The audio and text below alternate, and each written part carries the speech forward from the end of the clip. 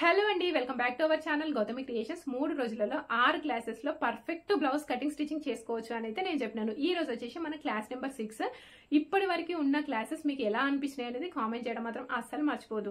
So ఈ రోజు class లో మనం బ్లౌజ్ కి సైడ్ జాయింట్స్ ఏ విధంగా వేసుకోవాలి, సైడ్ జాయింట్స్ చేసేటప్పుడు మనం చేసే మిస్టేక్స్ ఏంటి, చేయకుండా ఎలా చేసుకోవాలి అనేది మనం ఈ వీడియోలో క్లియర్ గా చూద్దాము. అదే విధంగా ఈ క్లాసెస్ మీకు ఎలా అనిపించినాయి అనేది కామెంట్ చేయడం మాత్రం అసలు మర్చిపోదు. ఎందుకంటే మీరు చేసిన కామెంట్స్ ని బేస్ చేసుకొని నేను ఫర్దర్ గా boat neck blouses, prince cut blouses, back open అలాంటివి అయితే కటింగ్ స్టిచింగ్ చూపించడానికి అయితే ట్రై చేస్తాను. మీకు ఎలా అనిపించినాయని కామెంట్ అండ్ లైక్స్ ని బేస్ చేసుకొని ఫర్దర్ క్లాసెస్ చెయ్యాలా వద్దా అని అయితే నేను డిసైడ్ చేస్తాను. సో ఇప్పుడు మనం బ్లౌజ్ యొక్క సైడ్ జాయింట్స్ ఏ విధంగా వేయాలి అనేది చూద్దాం.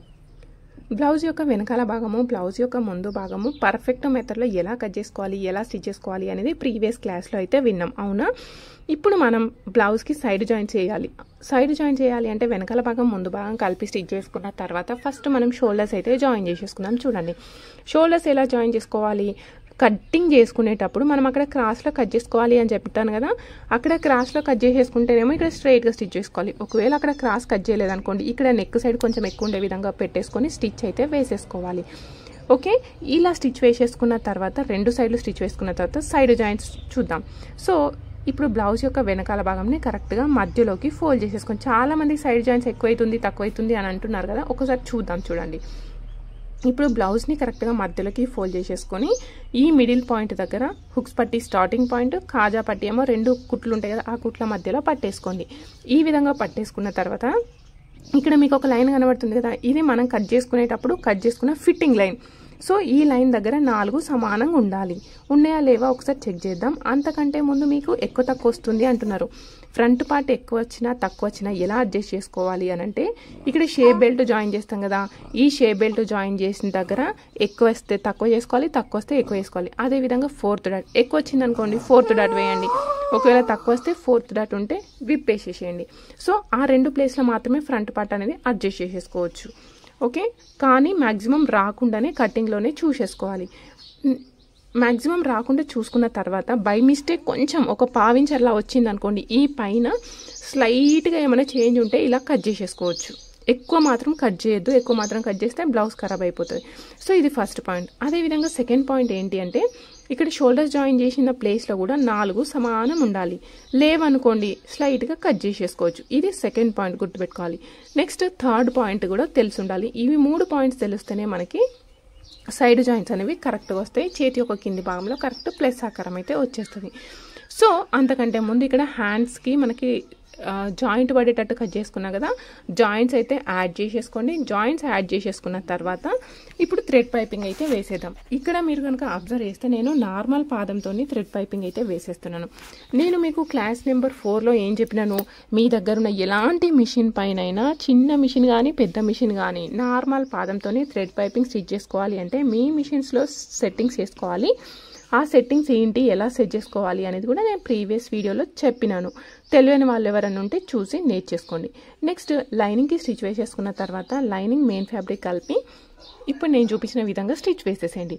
ఓకే, ఈ విధంగా స్టిచ్ వేసిన తర్వాత చాలామంది ఎవ్వరు కూడా హ్యాండ్స్కి కచ్ మార్కులు పెట్టుకోరు. కానీ నేనేం సజెస్ట్ చేస్తాను అంటే, ఇక్కడ బార్డర్ ఉంది కాబట్టి హ్యాండ్కి కూడా కచ్ మార్కులు పెట్టుకోవాలి. ఇక్కడ నేను చూపిస్తాను చూడండి, ఇక్కడ కొంచెం దూరం అనే కచ్ మార్కులు పెట్టుకోండి, ఎందుకంటే ముడత అనేది రాకుండా ఉంటుంది. ఇప్పుడు ఈ విధంగా స్టిచ్ వేసేసుకున్న తర్వాత ఇది ఓపెన్ చేసేసుకొని లైనింగ్ సైడ్ ఒక స్టిచ్ అయితే వేసేసుకోవాలి. ఓకే, నేను నార్మల్గా నెక్కి సజెస్ట్ చేయను, ఇక్కడ మాత్రం చెప్తున్నాను. ఎందుకు ఇది మ్యాండేటరీ, ఎందుకంటే మనం బ్లౌజ్ వేసుకునేటప్పుడు లైనింగే బయటకు వస్తుంది. అలా రావద్దు అనుకుంటే ఖచ్చితంగా రివర్స్ దింపేసుకొని ఒక కుట్టు అయితే వేసేసుకోవాలి. కుట్టు వేసేసుకొని ఇక్కడ ముడతలు అనేవి రాకుండా పర్ఫెక్ట్గా ఒకసారి ఐరన్ అయితే చేసేసుకోండి. మీకు ముడతలు అనేవి రాకుండా చాలా నీట్గా అయితే కుదురుతుంది. ఇప్పుడు ఈ విధంగా పెట్టేసుకున్న తర్వాత నెక్స్ట్ లైనింగ్ మెయిన్ ఫ్యాబ్రిక్ కలిపి స్టిచ్ వేసేసేయండి. సేమ్ యాజ్ ఇట్ ఈస్గా లైనింగ్ పైన స్టిచ్ వేసి లైనింగ్ కంటే ఎక్స్ట్రా ఉన్న మెయిన్ ఫ్యాబ్రిక్ ఉంది కదా, ఇదంతా కూడా కట్ చేసేసుకోవాలి. ఇది మనకి హ్యాండ్ జాయింట్. నెక్స్ట్ ఈ విధంగా 2 హ్యాండ్స్ జాయిన్ చేసుకున్న తర్వాత ఒక దానిపైన ఒకటి పెట్టేసుకోండి. ఒకదానిపైన ఒకటి పెట్టేసుకున్న తర్వాత హ్యాండ్కి లోతు తీసినాం, ఇక్కడ తీయలేదు. చూడండి, ఇక్కడ మార్కింగ్ పెట్టేసినాం కానీ కట్ చేయలేదు.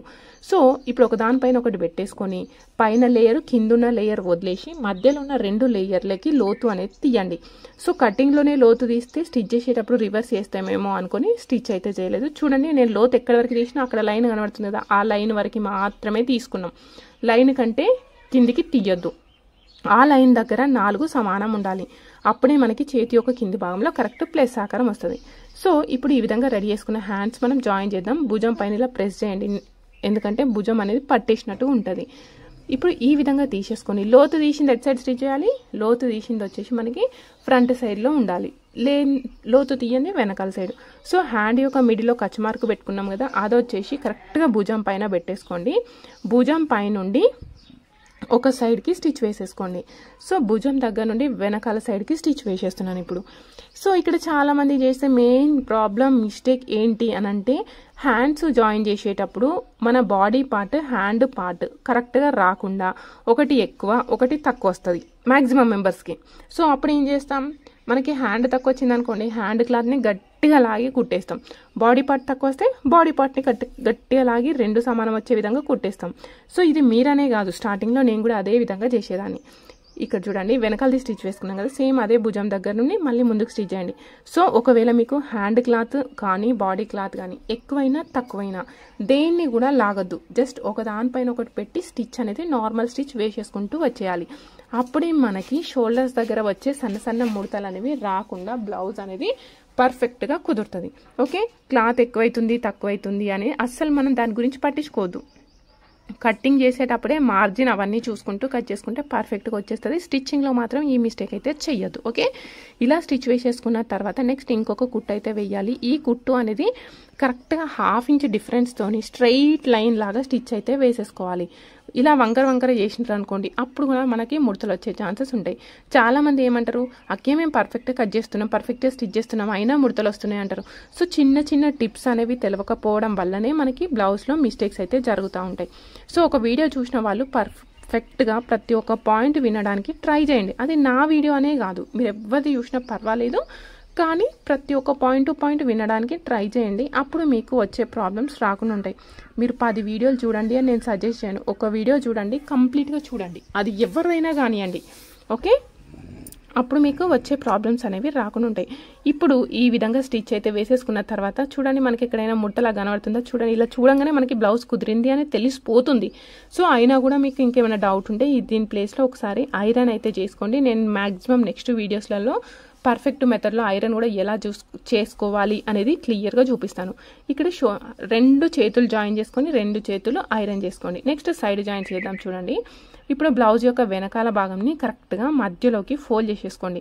మధ్యలోకి ఫోల్డ్ చేసేసుకొని మిడిల్లో ఒక మార్కింగ్ అయితే వేసేసుకోండి, ముందు సైడ్కి వెనకాల సైడ్కి. ఓకే,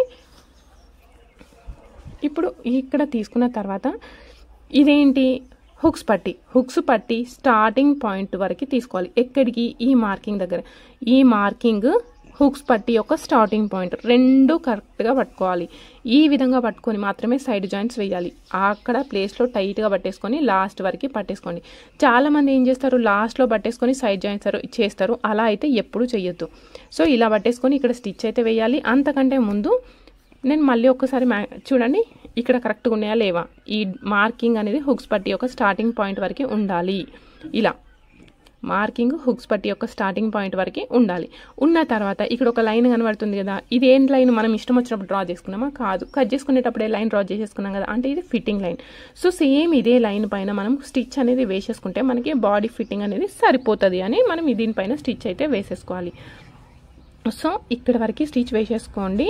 అదేవిధంగా హ్యాండ్స్ కూడా జాయిన్ చేసేసుకోవాలి. హ్యాండ్స్ జాయిన్ చేసేసుకునేటప్పుడు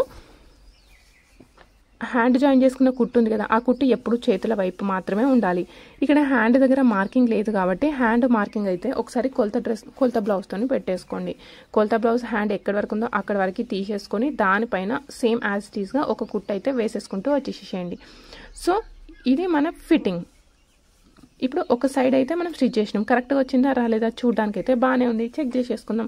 సేమ్ అదేవిధంగా ఇంకొక సైడ్ స్టిచ్ వేసేసుకుందాం. కాజా పట్టికి ఇక్కడ 2 కాజాలు స్టిచ్ చేస్తాను చూడండి, అది మన పాయింట్. అక్కడ ఒక గీత గీసేసుకోండి. ఇప్పుడు ఈ 2 మార్కింగ్స్ ఒకదానిపైన ఒకటి పట్టేసుకొని సైడ్ వరకు టైట్గా పెట్టేసుకోండి ఇలా.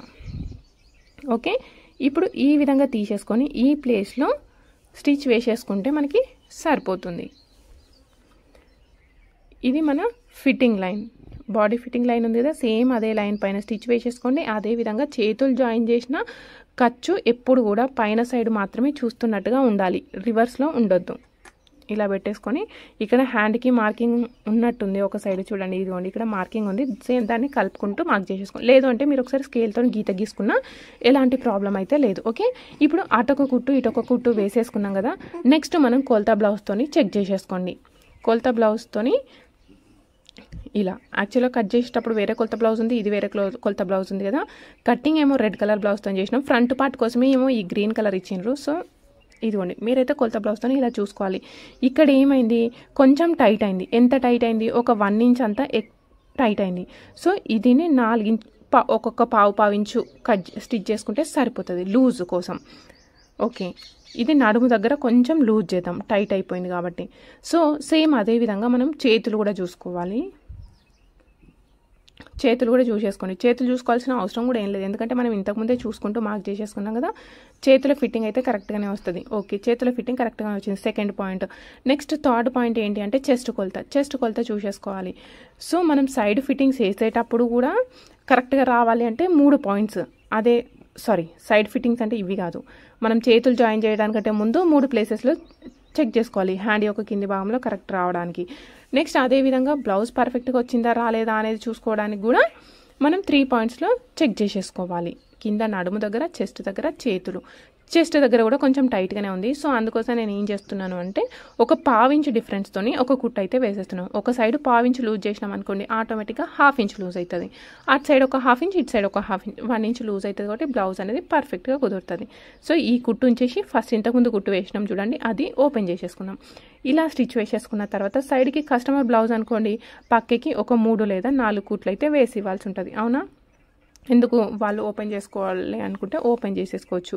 ఇప్పుడు ఈ విధంగా స్టిచ్ చేసేటప్పుడు ఒక డౌట్ వస్తుంది, ఏంటి అంటే సైడ్ జాయింట్స్ ఎప్పుడు పైనుండి కిందికే వేయాలా, కింది నుండి పైకి కూడా వేసుకోవచ్చా అని.